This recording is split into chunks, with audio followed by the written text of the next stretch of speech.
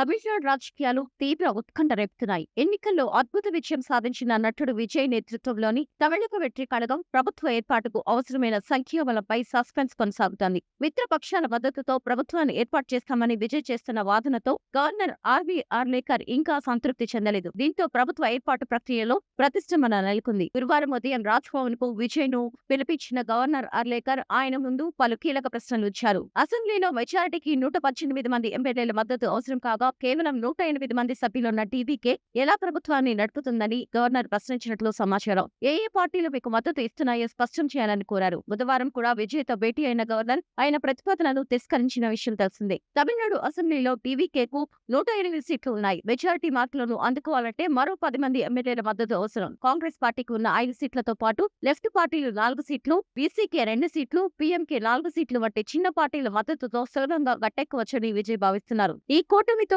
కలిపి మొత్తం బలం 123కు చేరుతుంది. తాను 2 చోట్ల గెలవడంతో ఒక స్థానానికి రాజీనామా చేస్తే బలం 122 అవుతుంది. ఫ్లోర్ టెస్ట్ కు తాను సిద్ధమని విజయ్ గవర్నర్ కు చెప్పినట్లు ఎన్డీటీవీ వర్గాలు తెలిపాయి. అయితే ఈ కూటమి ఏర్పాటు అంత సులభంగా కనిపించడం లేదు.